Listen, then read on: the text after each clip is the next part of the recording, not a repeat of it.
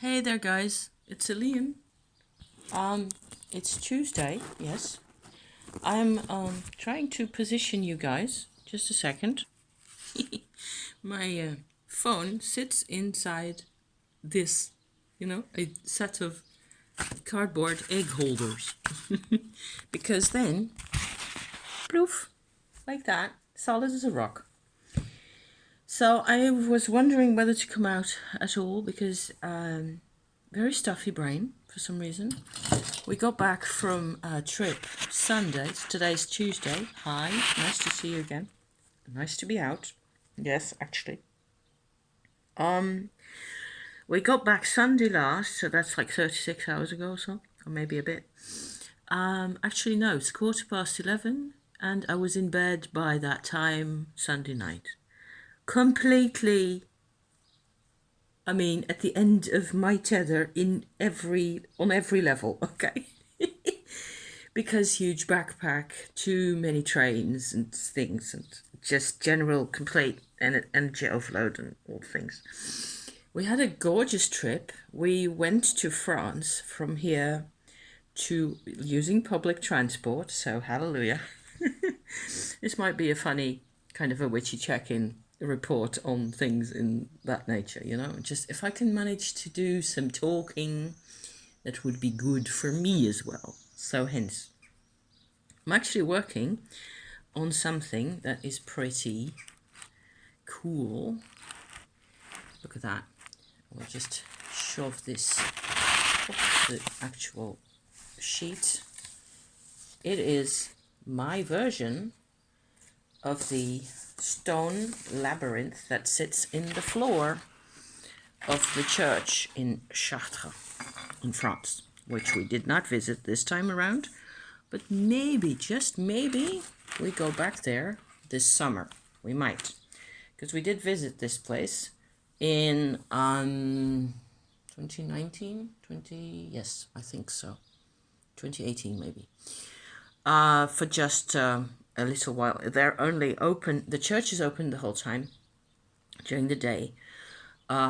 This labyrinth is very special in the sense that lots of people come to visit, especially on the days. So the Fridays is when they clear all the chairs out of the way, and you can actually walk the labyrinth barefoot or in your socks, if you like, starting on this end and just following the whole of the path in and out, like so. In and out, and in and out, and it takes about an hour because lots of people do this for therapeutic reasons, and as far as I'm concerned, it's the single enormous huge healing therapeutic feature of this place. It's so gorgeous. I did this, my husband didn't yet, and I'm kind of hoping that he will get a chance at some point or other, but it's a long ways drive from here, whether by public transport or no, or by car, or even, things like that. It always takes forever to get to places, doesn't it? So this time, the last, I'm checking with, because I'm using blue paint to do this, and it's very color intense, so you get blue spots everywhere. I'm okay. This time we visited a little, I should put on my glasses, shouldn't I? Because then I can actually sort of see what I'm doing. Who cares? I don't know where they are. They've disappeared. We visited a place to the west of Paris, like stuck onto Paris, like so, to the side, on the west side. And it was actually really nice staying there. I just did a sort of a bargain deal on the internet where I had cheap train tickets and speedy as well, because the normal outgoing with no delays trip took the official 5.5 hours or so. Getting from here, that is from the railway station that I still have to get to first before, actually when I start, okay? So it still takes me 3/4 of an hour to get to my first railway station, okay? So that comes on top of the 5.5 hours. Anyway, It's quite a distance. There's a part of the train trip that is really speedy, where you get this kind of a slightly old-fashioned 90s bullet train called the Thalys, which takes you from Brussels to Paris, actually to the North Station in Paris. But and the other part of the deal was my hotel, which I booked also on the internet, where I just had, I don't know, I paid 230, I think, euros for 4 nights for 2 people. That's like a steal. So that was excellent. I'm really glad we did it. It was also quite tiring with a big backpack, and you have to bring drinks and things with you. You have to really prepare for a trip like that, and we were well prepared, I think. But there was still a couple of surprises, and on the way back, on the return trip, the reason I was so exhausted on Sunday evening was that there'd been an accident, and part of the train, the last leg of the train journey, really, they had to clean up, before being able to resume service on that part of the line. And so we had to sort of get off. You had to use, another train and another bus and another train to skip that part of the railroad track. So that was kind of messy, and it took another hour and a half. It put another hour and a half on top of the journey we'd already had. And so it was kind of, doing this by public transport was a bit much. And in conclusion as to how I was doing in terms of logistics and so on, I think I was okay. I think that one thing that sort of sticks with me now is that there were a couple of times where I should have just realized that I had another half hour in front of me in a train or a bus or whatever, in the trains in particular, where I should have just taken my backpack off and put it on the floor and found a place to sit for myself, because I am not getting any younger. I don't know about you guys. I'm definitely feeling the years a bit more. I think that what with having no physical fitness to speak of, other than just general rugged health, bless my soul, I think I've done really well, all in all things considered. I'm still a bit tired, and still at the moment, still a bit, not. This is a really nice job to be doing, because it just takes focus. I've set out the pattern for myself. I know what I'm supposed to be doing, and I've got a postcard that has this labyrinth on it sitting right next to me, where I can just look at, in case I need to check anything for the crossings and the things happening to the labyrinth path here. So this is actually a rather nice job to be doing. I'm about just over halfway, and so it'll take me another hour or so at least to fill out at least the spiral pattern itself in my blue paint, and then I've got more, detail to do. I like this part over here is more or less at least the first stage of how I want it to look, because I want it to be not just the pattern, I want it to look like stone also. So you get an actual sort of representation of the stone floor, the tiles, the old, I believe it's 13th century. It's actually been there since the 13th century. So that's amazing, It's so beautiful. This time, so what we did. Okay, I want to report a bit on what we did in Paris and the area where we were. Because we are such nature lovers, to us a big city like that isn't really an easy place to visit. It just, it's so crowded and it's so massive.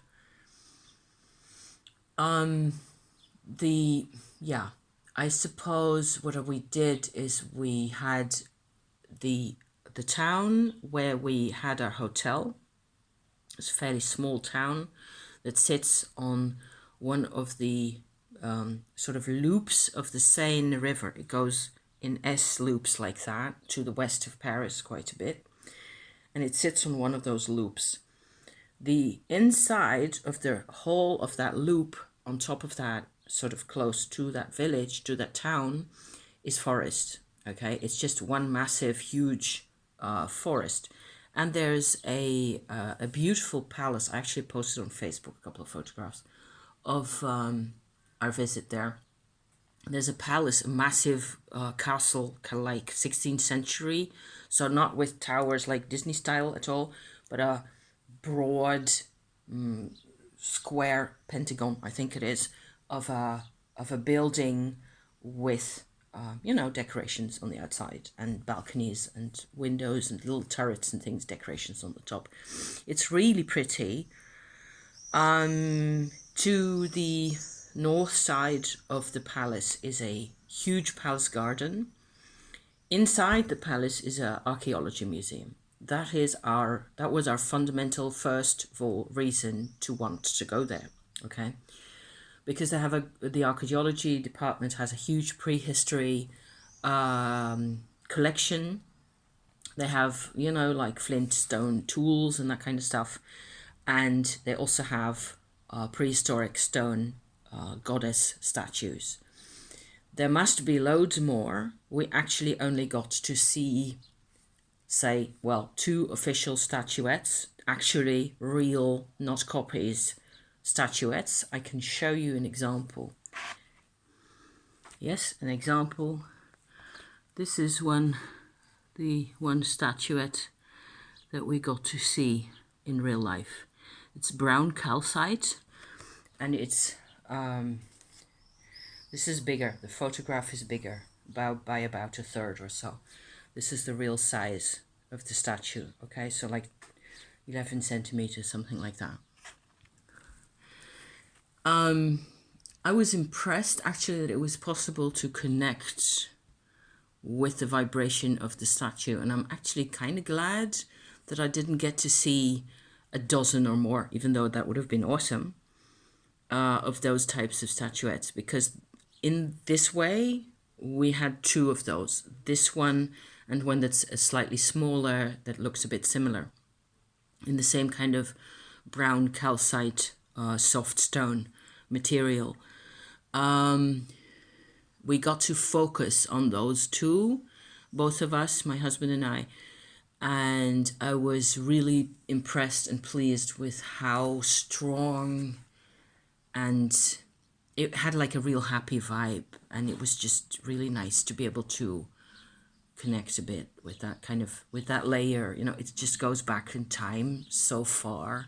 These statuettes are like, I don't know, 15,000 years old. I'll look it up and stick it into the description, okay, for you, the exact age of this statuette. It was found in France. Both of those 2, the statuettes were found in France, in the same area, which we do plan to visit in the summer, if possible. So that was our prehistory archaeology part of wanting to go to this particular part of France for a little holiday, a little May holiday. Other than that, we didn't really have much, planned or any ideas. I used to, at one time, I don't know, it must be 40 years ago, so maybe less. I visited Paris with my mother, and she gave me a set of tarot cards. That was my first tarot deck at the time, which was a bit of a disaster because I wanted it, and she gave me the deck, but I didn't really find myself able to work with it at the time. It was the Hermetic Tarot of the Golden Dawn, which some of you may actually know. It looks really bad. It's very bad anatomical drawings with horrible lion faces and stuff. So I ended up just actually binning it. I binned it. I put it in the bin a long time ago. But I still have these memories of those types of old-fashioned tarot, esoteric, occult bookshops existing in Paris. So I had found one. We had sort of been looking and found one that wasn't like in the most expensive part of the city, so they wouldn't have just, I was hoping that they wouldn't have all the the very standard, very predictable Doreen Virtue kinds of decks that you get in lots of the shops where people just have to really, scramble to get the rent paid in these expensive locations, I'm thinking about that kind of stuff. So I wanted to visit a bookshop, an occult bookshop, if possible, in town, in Paris. Not so much in the touristy parts of town, but in another part. Okay, so this actually worked. We actually got to get to that bookstore. It was a bit of a walk, and we had to pass Notre Dame, which is of course still very much under construction and in state of repair at the moment because of the fires in the fire in 2019. So you could really tell that people are really traumatized over there by that happening. It's just been like a shot at the heart of the country and the culture, I believe. But the French don't show it, and certainly the Parisians don't show anything. So there's been a lot of stuff going on in my brain because I used to live in France as an adolescent and came back, as a teenager growing up, and all through my 20s and 30s. I've come back to France over and over. I speak French, and I can sort of pretend to a large extent to be a part of the French culture. And I can still do that nowadays, but it takes quite some effort. And I'm also finding out that I don't want to overdo that, okay? I don't want to over-adapt to the culture.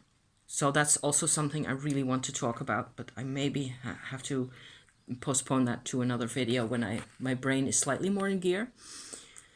Let me just, for now, just try to say that I find there's huge differences between Anglo-Saxon culture. I think that the Dutch, as we are, fit into the Anglo-Saxon background quite a bit more than we are aware. The Dutch are still, kind of specific. And of course, I can see all the details because I live here and I'm very aware of that.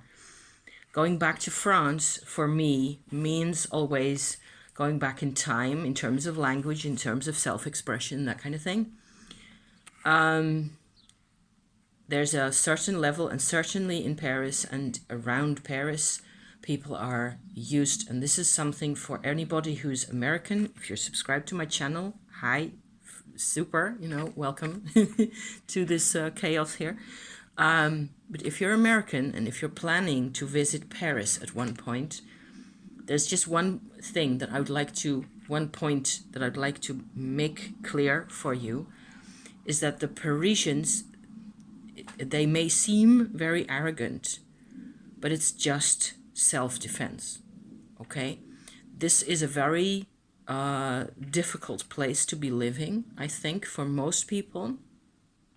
And they deal with it, and they have dealt with it historically by assuming a kind of a standoffish, formal, polite, pseudo-polite attitude, at least historically, okay?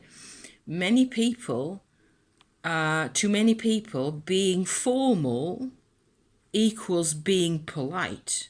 I think that's the kernel right there. So if you adapt slightly to that, I'm not talking about people who are just plain disrespectful and, lots of people, it's really difficult to deal with. And especially in the heart of the town, there's just too many crowds and people, you can't expect people to sort of see you individually as a person. It's a constant circus going on. It's a circus going on all day, all night, with just overexposure, to people and emotions and stuff like that. But in general, I have found that if you make an effort in terms of the French language, okay, that may be difficult, but if you make an effort to be polite as you can manage to be, people will respond to that. People will appreciate that. And it means keeping yourself to yourself quite a bit, because Maybe it's easier for other European peoples, I don't know, who are used to being crowded in, and we have to sort of shut up and get on with our business and not be too loud. Not be loudness and general drawing attention is badly thought of. So that's just one way of getting along with people. Just that bit, just be a bit more considerate in those things. If this applies for you, then you're welcome. Okay. So I noticed this quite a bit because I myself have had to reevaluate how I deal with my personal expression, how I express myself, basically, how I behave towards people. An example, okay, of how formal equals polite for the French. Just my example, okay? I came to the hotel reception after a couple of nights, so we were halfway through our stay, and I had to report something. There was this, the shutters of our window weren't functioning properly. And the lady at the counter asked me how I was doing, which is completely polite and normal. In French, you will always ask, how are you doing? And certainly it's her place to ask us how we're doing. I made the mistake, I said we were fine, and I made the mistake, it's actually a mistake, of asking her how she was doing. It was awkward. It was just this much awkwardness, like less than a second. But I felt it. And I was, going to myself like, this is not a person that you have any familiarity with. It's an example of, you could tell her changing gear, like trying to change gear, and she didn't really want to. She just wanted me to be out of her face like that. And she didn't bark at me, or she wasn't nasty towards me, or she didn't react badly and necessarily in any way. She just didn't really react. She just said she was okay, and that was it. But it was sort of a breach of the formal situation, and she was totally uncomfortable. And because she was uncomfortable, she made me 10 times more uncomfortable. See how that goes? Ugh. Okay, so I can think to myself, this is how these things go. And I just have to remember for next time, this is not how you do this, okay? You don't ask her back how she's doing. Which is so unnatural. Anyway, formal French people, okay? So this is why they can be so standoffish or unpleasant or whatever, and there's nasty guys, people out there, women as well. Men and women can be awful over there. But Paris is not France. Also an important point in this whole discussion, okay? Paris and France are two completely different countries, two planets. And where we were on this loop of the river, with the forest sitting right next to us, you could already feel I was feeling much more relaxed over there, not only because of the forest and because it was much more of a normal, it's because you're already on the edge of being in what I consider normal parts of France again, which is large, extended areas of just countryside. And people were mostly farmers. So there's also this huge contrast historically between people. 95% of the people who have a recent history in agriculture still, much more than in the Netherlands where I live here, where I'm still in the countryside, and there's still a lot of people here with a farming background, at least in their families, but it's not the same proportion as it is in France, just because of the square miles devoted to nature and agriculture the proportion is completely different. So that counts as well. So we managed to actually go to Paris to visit for this occult bookstore. I got a really interesting book about alchemy that I am going to read in French, and I'm reading a bit more French, and I'm making a much more sense of how I read things in French as well, which is one result of what we're up to over there. We managed to do a really nice walk in the forest as well. After I'd obtained a map of the forest and the town, I could actually see that I could just sort of exit the park grounds at the other side, sort of opposite where the palace is, and then you got into the forest right away. And with the map, it was real easy to find our way. We spent, I don't know, 3.5 hours or so in the forest in total. It was amazing. After Paris Madhouse and Circus, so that was excellent. And I used my Mystic Masters tarot cards all the time, which was glorious. It was really wonderful because the imagery of the Mystic Masters tarot, which I will also link in the description, this is just the perfect setting, right? It was just glorious. And we did a lot of, my husband and I'm noticing in terms of a relationship that we don't really have that much time that we spend together, my husband and I. And it turns out that even though I can hardly say that we are strangers one to the other. That's not the case.